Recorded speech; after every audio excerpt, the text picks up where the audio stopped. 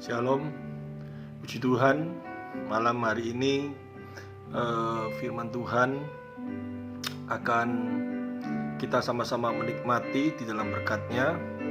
Dan sebelumnya kita tundukkan kepala dan kita sama-sama berdoa. Terima kasih Tuhan Yesus bahwa sampai dengan saat hari ini kesetiaan, ketaatan, kekudusan Kau nyatakan dalam hidup kami. Tuhan, pimpin kami Tuhan. Tuhan, kuasai di dalam kehidupan kami Tuhan, supaya kami makin hari makin mentaati Engkau.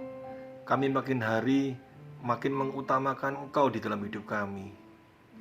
Di dalam suasana saat ini yang begitu berat, baik di dalam masyarakat, baik di dalam kehidupan rumah tangga ataupun pribadi, banyak sekali hamba-Mu mendengar kejadian-kejadian yang begitu mencekam, memberatkan di dalam kehidupan. Seluruh dunia mengalami satu penekanan karena masalah COVID ini Tuhan, yang menyangkut kesehatan, juga di dalam kehidupan berdagang, apapun juga Tuhan, bahkan beribadah. Sampai dengan saat ini kami tidak bisa melakukannya Tuhan dengan baik di rumah-Mu Tuhan. Hendaknya Tuhan jagai setiap hati kami di dalam hadirat dan kuasa-Mu selalu, supaya kami tetap setia dan taat di hadapan-Mu, dan selalu memuliakan Engkau di dalam setiap kehidupan kami, dan selalu kami bisa mengucapkan syukur di dalam segala hal. Sebentar kami akan diberkati firman-Mu. Berikanlah kami hikmat, akal budi, satu kemampuan di dalam setiap kehidupan kami, supaya kami mampu mencerna, mengerti setiap firman yang akan kami dengar. Demikian juga hamba-Mu, berikanlah hamba-Mu kesehatan, berikanlah hamba-Mu hikmat, akal budi, supaya hamba-Mu mampu menyampaikan isi hati-Mu bagi setiap kami yang mendengar, sehingga berkat Tuhan akan tercurah secara utuh di dalam setiap pribadi kami. Kami siap menerima berkat-Mu. Dan sebelumnya hamba-Mu berdoa bagi mereka yang saat ini mengalami kelemahan tubuh. Tuhan tolong, Tuhan jamah, sehingga di dalam segala kelemahannya Tuhan beri kesempatan untuk dapat menikmati kebenaran firman yang akan mampu menguatkan, yang akan mampu melakukan di dalam segala mujizat kesembuhan di dalam setiap anak-anak-Mu. Tuhan tolong, Tuhan sentuh setiap anak-anak-Mu yang mengalami kelemahan tubuh, sehingga mereka boleh disempurnakan di dalam tubuh yang sehat. Terima kasih Tuhan, kami siap menerima berkat-Mu. Haleluya, amin. Shalom, puji Tuhan. Hari ini saya akan membuka di dalam perjanjian lama. Kenapa saya akan buka perjanjian lama? Satu hal kita tahu, firman Tuhan itu begitu lengkap, firman Tuhan itu begitu sempurna. Setiap ayat, setiap perikop, setiap kitab yang kita baca akan menjadi berkat bagi setiap kita. Dan hari-hari terakhir ini banyak sekali orang yang gelisah, banyak sekali orang yang merasa khawatir, mengalami satu goncangan yang begitu berat. Dan kita akan belajar pengalaman-pengalaman dari orang-orang sekitar kita. Dan kita lupa, firman Tuhan juga mengajarkan pengalaman-pengalaman yang terjadi di dalam kehidupan anak-anak Tuhan. Dan ini contoh yang sangat baik, contoh yang sangat bagus untuk kita sama-sama bisa belajar di dalam kehidupan ini. Semasa kecil saya, orang tua saya selalu berkata, "Ini lihatan papa yang bekerja seperti ini. Orang tua selalu ingin memberikan contoh kepada anak-anaknya. Anak-anaknya selalu mencari contoh dari orang tuanya. Orang tuaku biasanya seperti ini. Orang tua gak sempurna, tapi firman Tuhan sempurna. Kita kalau mau belajar dari orang tua, kita ambil hikmatnya, tapi jangan lupa, kita jangan mengambil secara utuh setiap yang terjadi dalam kehidupan orang tua kita, tetapi kita harus balanskan kita harus mempertimbangkan di dalam kebenaran firman Tuhan. Maka kebenaran itu akan hadir, akan membawa kekuatan bagi setiap kehidupan kita, akan mendorong dalam kehidupan kita supaya kita jangan sampai salah. Yaitu satu, bukan berdasarkan pengalaman orang tua kita, tapi berdasarkan firman Tuhan. Oleh sebab itu, kita akan belajar ya pengalaman-pengalaman yang terjadi di dalam kehidupan anak-anak Tuhan melalui firman Tuhan ini. Banyak sekali orang berbicara di atas mimbar pengalaman-pengalaman pribadinya bersama Tuhan. Tapi kalau saya lebih condong kita belajar melalui kebenaran firman Tuhan yang banyak sekali dibicarakan tentang pengalaman-pengalaman yang terjadi dalam kehidupan anak-anak Tuhan. Kita buka kitab Daniel ya, pasal 5. Dan kita sama-sama akan belajar sebelum kita lebih dalam lagi supaya tidak menjadi bingung ya pada saat kita baca. Saya menyelidiki kitab Daniel ini di dalam pasal 5 ya, terutama pasal 5 akan saya bacakan mulai ayat 1. Raja Belsyazar mengadakan perjamuan yang besar untuk para pembesarnya, 1000 orang jumlahnya. Ya, dari kata-kata ini nanti kita akan selidiki ya. Dan di hadapan 1000 orang itu ia minum minuman anggur. Dalam kemabukan anggur, Belsyazar menitahkan orang membawa perkakas dari emas dan perak yang telah diambil oleh Nebukadnezar ayahnya ya, dari dalam bait suci di Yerusalem, supaya raja dan para pembesarnya ya, para istri dan para gundi, mereka minum dari perkakas itu. Jadi ini di atas disebutkan Raja Belsyazar, tapi di bawah ini dikatakan dari dalam bait suci di Yerusalem, supaya raja dan para pembesarnya dan para istri dan para gundi, mereka minum dari perkakas itu. Dari ayat 1 sampai dengan ayat yang kedua ada hal-hal yang aneh ya. Kalau kita merasa bahwa Belsyazar ini adalah seorang raja, karena di bawah dijelaskan bahwa supaya ya, jadi Raja Belsyazar mengadakan perjamuan yang besar untuk para pembesarnya, 1000 orang jumlahnya, saya ulangi ya. Dan di hadapan 1000 orang itu ia minum minuman anggur. Dalam kemabukan anggur, Belsyazar menitahkan orang membawa perkakas dari emas dan perak yang telah diambil oleh Nebukadnezar ayahnya dari dalam bait suci di Yerusalem, supaya raja dan para pembesarnya, para istri dan para gundi mereka minum dari perkakas itu. Jadi kata supaya ini bukan untuk Belsyazar sendiri, tetapi untuk raja. Tapi di atas disebutkan Raja Belsyazar. Dan setelah saya selidiki ya dalam buku sejarah firman Tuhan ini, dalam prasasti kuno ya, Belsyazar ini tidak pernah memerintah sebagai raja. Ayahnya dia Nabonidus itu sebagai raja.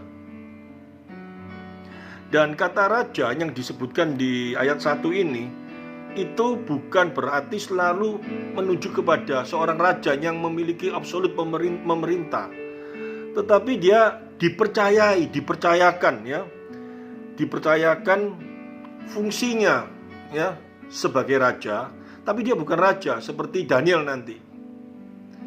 Apalagi kalau kita baca di dalam ayat-ayat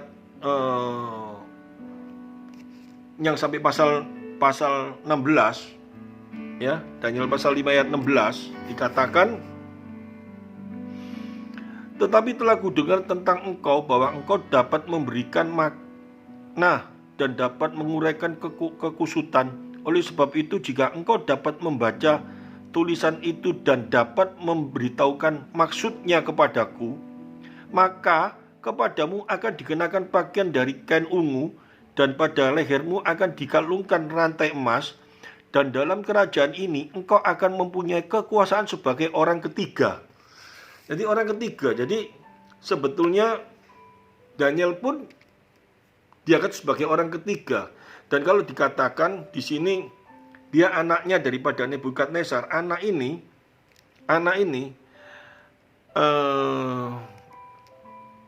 bukan menunjukkan ke bahwa Belshazzar ini anaknya Nebukadnezar, tetapi Nebukadnezar ini adalah nenek moyangnya. Kalau kita lihat dari sejarahnya, nah ini cuma sekedar sejarah. Tetapi dari makna penulisan ini kalau kita baca, ya, mulai daripada ayat yang ke-1 bahwa Nebukadnezar, bahwa Belshazzar ini mengadakan pesta, ya, mabuk-mabukan, dan dia mengambil barang-barang yang dikuduskan di rumah Allah, dipakai untuk mabuk-mabukan, senang-senangan. Dan pada waktu mereka mengadakan pesta itu, tiba-tiba dinding itu kalau pada waktu zaman dulu itu bukan seperti saat ini, di mana dinding rumah kita dicat pakai cat yang nggak bisa luntur. Tetapi pada waktu itu warna putih itu pakai kapur yang dikapurkan di dinding, sehingga pada waktu ada tangan yang menoret itu akan jelas tulisannya. Jadi jangan mempunyai pikiran yang macam-macam seolah-olah Allah mampu melakukan itu semua, tetapi dalam keadaan yang saya baca pada waktu itu seperti itu. Sehingga memang ada satu tulisan yang dimana tangan itu menulis, dan arti tulisan itu nanti menunjukkan bahwa apa yang menjadi kekuasaan Belshazzar ini akan Tuhan selesaikan, akan Allah selesaikan karena kesalahan-kesalahan yang dia lakukan. Dan kesalahan apa yang kalau kita mau belajar dari pengalaman di dalam tulisan Daniel pasal 5 ini, kalau kita baca di dalam ayat 20, coba kita lihat ya. Tetapi ketika ia menjadi tinggi hati, saya bacakan mulai mungkin ayat 18 ya, karena Daniel dipanggil oleh Belshazzar untuk mengartikan ya tulisan-tulisan yang terjadi, yang ada di dinding yang Allah tuliskan itu. Dan Daniel menegur dengan keras ya, dan dia berkata seperti ini. Kemudian Daniel menjawab raja, tahanlah hadiah tuanku, berikanlah pemberian tuanku kepada orang lain. Dia berbicara Tuhan. Namun demikian aku akan membaca tulisan itu bagi raja dan memberitahukan makna kepada tuanku. Ya, jadi raja ini yang sebetulnya bukan raja yang tadi saya katakan, tapi seorang yang diberi kuasa ya. Ya tuanku, raja, Allah yang maha tinggi telah memberikan kekuasaan sebagai raja ya, kebesaran, kemuliaan dan keluhuran kepada Nebukadnezar ayah tuanku. Kalau ini jelas, ayah tuanku itu bukan ayahnya tetapi leluhurnya dia ya, kalau saya baca. Dan oleh karena kebesaran yang telah diberikannya kepadanya itu, maka takut dan getarlah terhadap dia. Ini sebelum saya ingin menjelaskan tentang kenapa saya berkata bahwa Belshazzar ini bukan anaknya Nebukadnezar. Kalau kita baca di dalam ayat yang kedua, dalam kemabukan anggur Belshazzar menitahkan orang membawa perkakas dari emas dan perak yang telah diambil oleh Nebukadnezar ayahnya, dan dalam bait suci di Yerusalem, supaya raja dan para pembesarnya ya, dan para istrinya. Yang disebut raja ini Nebukadnezar itu betul-betul raja, tetapi bukan sebagai, dia bukan sebagai Belshazzar, bukan sebagai raja, tapi Nebukadnezar itu sebagai rajanya. Dan Belshazzar ini adalah orang kedua yang dikasih kuasa oleh ayahnya untuk memerintah. Tetapi rajanya tetap orang tuanya, yaitu Nebukadnezar ya, Nabudinus bukan Nebukadnezar, Nabudinus namanya kalau dilihat dari sejarah. Dan saya tidak memperpanjang soal yang seperti ini, tapi saya ingin menekankan satu hal. Kenapa saya harus melihat dari sejarahnya ini, supaya ayat ini tidak menjadi kacau, ya, karena dia kalau raja kok dibawa ada raja lagi, terus Nebukadnezar. Sebetulnya kalau dilihat dari tujuan penulisan ini hanya satu, hendaknya Belsasar ini mengingat apa yang telah dilakukan oleh nenek moyangnya, dijelaskan oleh Daniel, ya, ayat 19, dan oleh karena kebesaran yang telah diberikannya kepadanya itu, maka takut dan getara terhadap dia orang dari segala bangsa, suku, bangsa, dan bahasa. Dibunuhnya siapa yang dikehendakinya, dan dibiarkannya hidup siapa yang dikehendakinya. Ditinggikannya siapa yang dikehendakinya, dan direndahkannya siapa yang dikehendakinya. Tetapi ketika ia menjadi tinggi hati dan keras kepala, sehingga berlaku terlalu angkuh, maka ia dijatuhkan dari tahta kerajaannya, dan kemuliaannya diambil daripadanya. Ia dihalau dari antara manusia, dan hatinya menjadi sama seperti hati binatang, dan tempat tinggalnya ada di antara keledai hutan. Kepadanya diberikannya makanan rumput seperti kepada lembu, dan tubuhnya basah oleh embun dari langit, sampai ia mengakui bahwa Allah yang maha tinggi berkuasa atas kerajaan, namun manusia yang mengangkat siapa yang dikehendakinya untuk kedudukannya itu. Tetapi Tuanku Belsasar anaknya, ya, keturunannya, ya, tidak merendahkan diri, walaupun Tuanku mengakui semuanya ini. Tuanku meninggikan diri terhadap yang berkuasa di surga, perkakas yang dari baiknya dibawa orang kepada Tuan. Lalu Tuanku serta para pembesar Tuanku, para istri dan para gundik Tuanku telah minum anggur dari perkakas itu. Tuanku telah memuji-muji dewa-dewa dari perak dan emas, dari tembaga, besi, kayu, dan batu, yang tidak dapat melihat atau mendengar atau mengetahui, dan tidak Tuanku muliakan Allah yang menggenggam nafas Tuanku dan menentukan segala jalan Tuanku. Sebab itu ia menyuruh punggung tangan itu, dan dituliskannya tulisan ini. Maka inilah tulisan yang tertulis itu, Mene, Tekel, Ufarsin. Dan inilah mana perkataan itu. Dia menjelaskan semuanya bahwa Belsasar selesai. Dari ayat ini, dari pengajaran ini, hendaknya kita semuanya belajar dengan benar di dalam kehidupan kita. Apa yang terjadi di dalam kehidupan kita? Coba kita renungkan. Setiap anak Tuhan ada di dalam dunia ini, selain tadi mulai dari awal kita belajar dari firman Tuhan, tetapi kita belajar dari dalam kehidupan ini semuanya.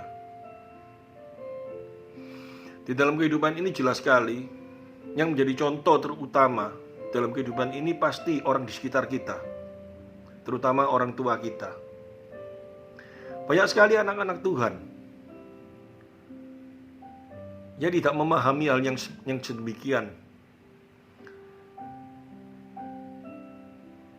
Tetapi kita sebagai anak Tuhan yang saat ini makin didewasakan di dalam kebenaran firman Tuhan, kita bisa melihat kehidupan orang-orang yang ada di sekitar kita, yang jelas sekali, yang bisa kita amati dalam kehidupan kita. Tidak bisa dipungkiri, kalau kita mau melihat contoh-contoh orang yang di sekitar kita, misalkan kita mau melihat gembala kita mungkin bisa melihat pada saat dia ada di gereja, kehidupannya. Tetapi kita nggak bisa tahu di dalam kehidupan yang terjadi di dalam kehidupan sehari-harinya. Selain kita bisa melihat kehidupan sehari-hari, apa yang telah Tuhan lakukan dalam kehidupan kita, apa yang telah Tuhan lakukan di dalam pikiran kita. Tetapi hari ini secara khusus firman Tuhan ingin mengajarkan kita apa yang terjadi di dalam kehidupan orang-orang yang ada di sekitar kita, yang kita ketahui di dalam kehidupan sehari-harinya. Mulai dari engkong kita, emak kita, atau kakek kita, atau mbah kita, terus orang tua kita bisa belajar.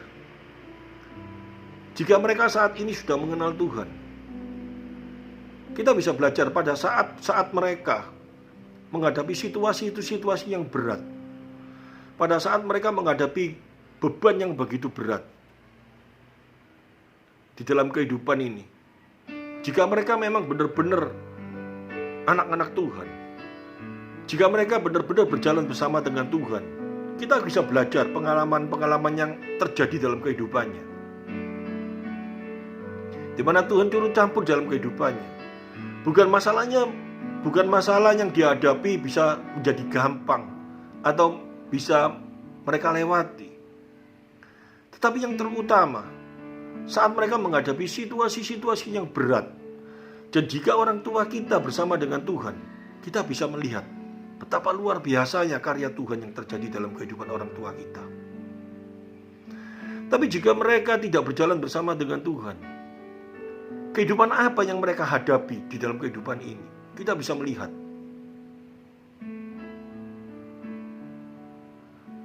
Saya dengan jujur, saat ini saya bisa berkata, orang tua saya di masa-masa mudanya belum mengenal Tuhan. Dia bekerja dengan sungguh-sungguh. Dia mengirit sekali uang yang dia terima untuk dia pakai, untuk dia siapkan untuk hari-hari yang akan dia lalui. Tetapi dengan begitu berat rasanya di dalam kehidupannya, saya bisa merasakan hal itu. Dan saya bisa melihat dalam hal itu. Saat situasi-situasi tertentu, saat saya masih kecil saya sakit, orang tua saya menangis.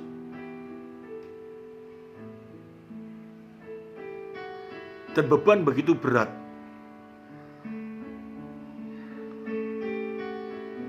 Tapi saat ini, di dalam usia yang cukup lanjut,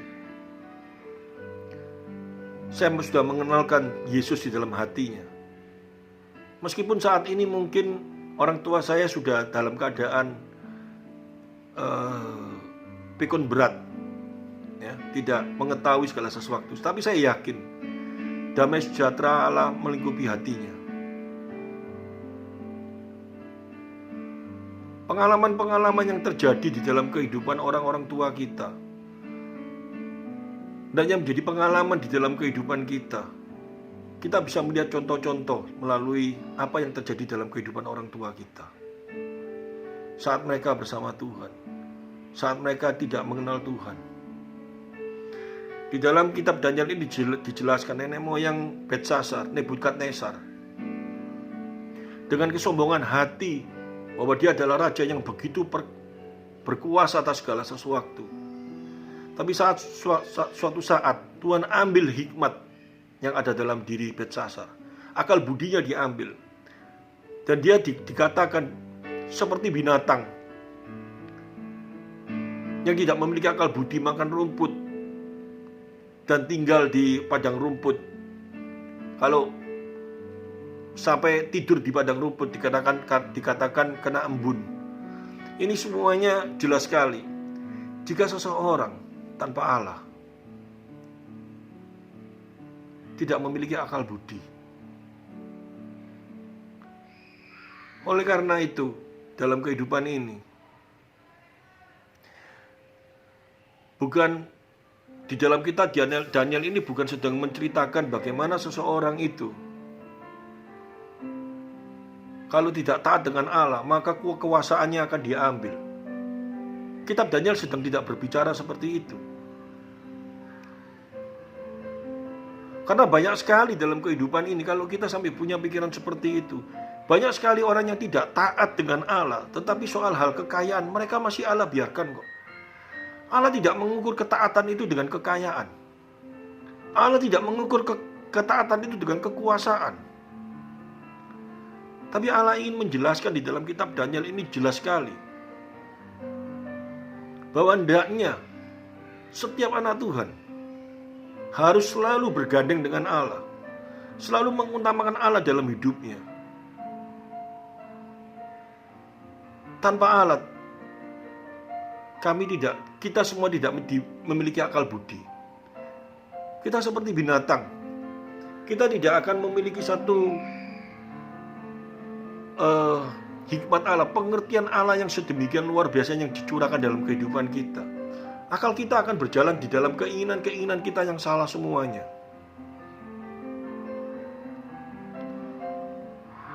Oleh karena itu, melalui kitab Daniel ini, saya tidak ingin kita menafsirkan dengan pengertian-pengertian yang salah. Karena firman Tuhan itu ya dan amin, artinya pasti. Jadi jangan sampai kita memiliki satu pengertian, kalau aku gak taat sama Tuhan, kalau aku gak setia sama Tuhan, di mana Tuhan memberikan kesempatan dalam hidupku, di dalam kehidupan dunia ini, maka Tuhan akan mengambil segala sesuatu yang kita miliki.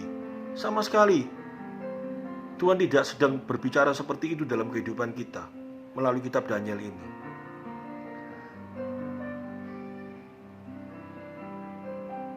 Karena kalau kita berpegangan dengan hal yang demikian, maka hati kita akan menolak. Karena orang di sekitar kita berdasarkan pengalaman yang kita amati, banyak sekali orang yang tidak mengasihi Tuhan.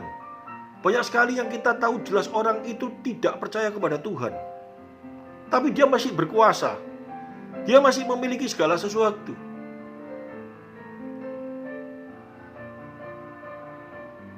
Sehingga kita menjadi ragu. Tapi melalui kitab Daniel ini dikatakan bahwa orang yang demikian itu sama saja dengan orang yang tidak memiliki akal budi. Di dalam kitab Roma jelas sekali bahwa manusia yang belum mengenal Tuhan itu adalah manusia yang tidak memiliki akal budi. Pikirannya menjurus kepada hal yang tidak benar. Pikirannya menjurus kepada hal yang tidak baik. Sebab itu, kenali Tuhan dengan benar. Kasihi Tuhan dengan benar. Muliakan Dia dalam hidupmu. Ini yang ingin dijelaskan melalui kitab Daniel ini. Sehingga kita semua sebagai anak-anak Tuhan, selalu hidup kita minta tuntunan Allah dalam kehidupan kita. Di dalam sikap kita, baik bekerja, baik menghadapi situasi apapun juga, kita selalu ingin berjalan dengan Allah. Kita selalu ingin mendengarkan apa yang Allah inginkan dalam kehidupan kita. Saya percaya, jika kita memang anak Tuhan dan Roh Allah sudah hadir dalam kehidupan kita, Dia bekerja kok terus-menerus dalam kehidupan kita. Apa yang kita lakukan yang tidak sesuai dengan apa yang Roh inginkan dalam kehidupan kita, pasti Dia tegur dalam kehidupan kita. Karena Dia Allah yang mengasihi kita, Allah yang selalu memperhatikan kita. Saya percayakan hal itu. Oleh karena itu, pekalah di dalam kehidupan kita. Bagaimana cara kita supaya bisa peka dalam kehidupan kita? Tuhan Yesus mengajarkan, Rasul-Rasulnya mengajarkan di dalam kehidupan anak-anak Tuhan. Daya yang pertama, kita bangun dalam kehidupan kita selalu saat teduh. Itu penting. Apa sih saat teduh itu? Bukan cuma sekedar kita bangun pagi, kita berdoa, baik sekali. Tetapi hendaknya lebih daripada itu. Kita renungkan kebaikan-kebaikan Allah dalam kehidupan kita. Kita bukan berdoa saat teduh.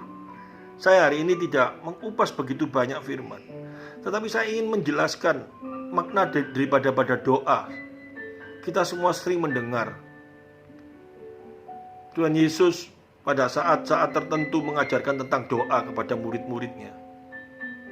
Dia mengajarkan tentang doa Bapa kami. Dengan begitu luar biasanya arti daripada doa Bapa kami ini, kalau kita memahami dengan baik, akan menjadi satu hal yang sangat luar biasa di saat teduh kita. Orang banyak sekali pada saat teduh cuman memohon-mohon, meminta-minta. Itu bukan saat teduh. Tapi Tuhan mengajarkan di dalam doa Bapa kami.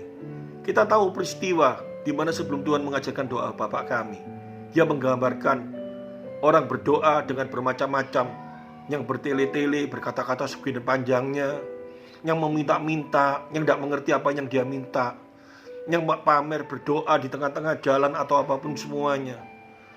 Tapi Tuhan ingin mengajarkan berdoa di dalam saat teduh yang benar, dengan dimulai, Bapa kami yang ada di dalam surga.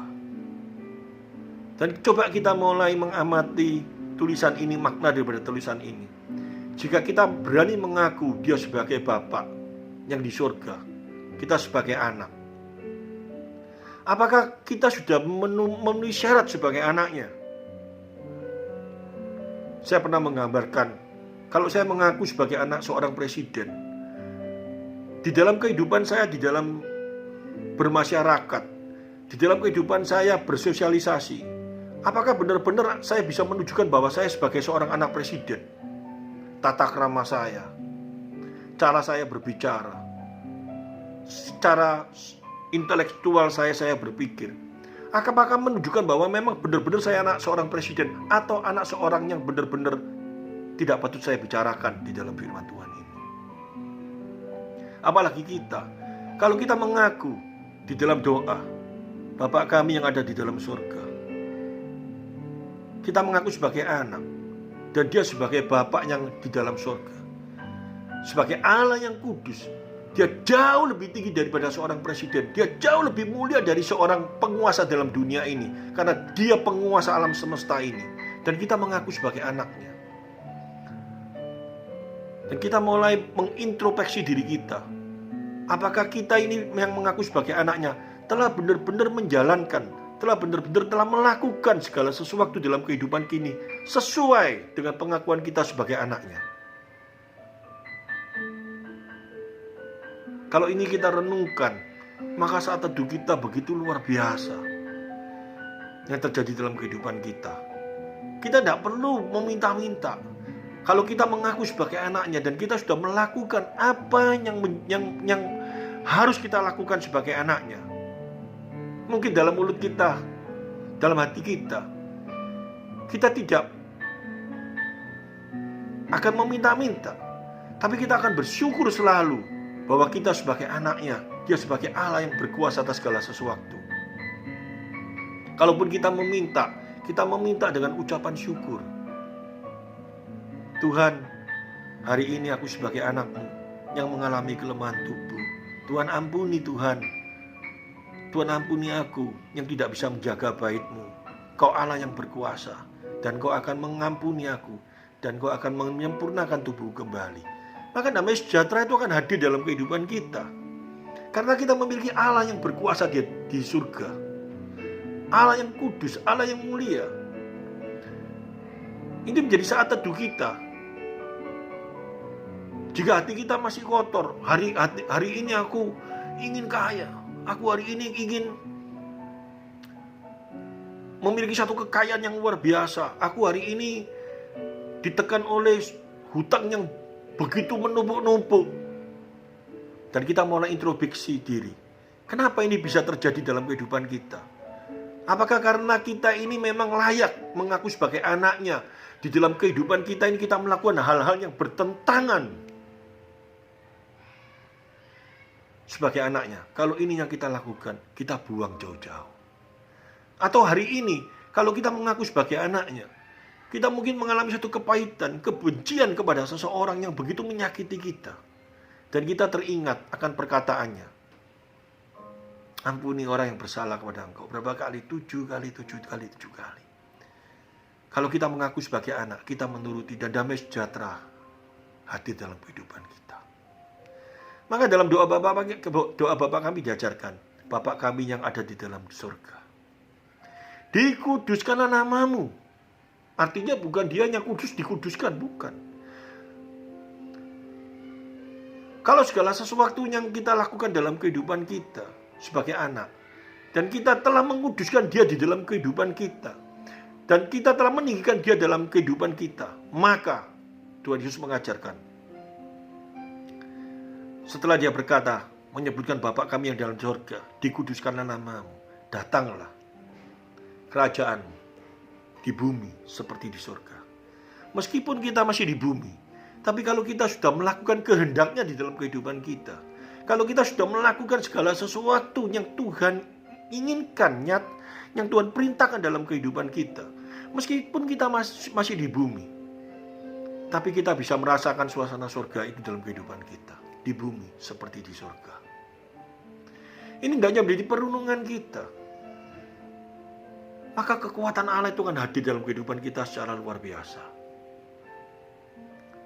Berikanlah pada hari ini makanan kami secukupnya. Artinya apa? Dia mengajarkan ucapan syukur. Dia mengajarkan apa? Dalam keadaan saat ini, hari ini, aku menyerahkan segala sesuatu di hadapan-Mu. Dan jauhkanlah kami dari segala sesuatu pencobaan yang akan datang. Aku serahkan di hadapan-Mu.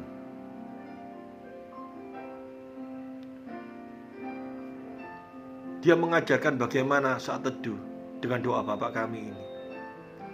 Dan kalau ini kita lakukan dalam kehidupan kita sehari-hari, maka kita akan berjalan sama Dia. Sukacita, damai sejahtera Tuhan hadirkan dalam kehidupan kita secara luar biasa.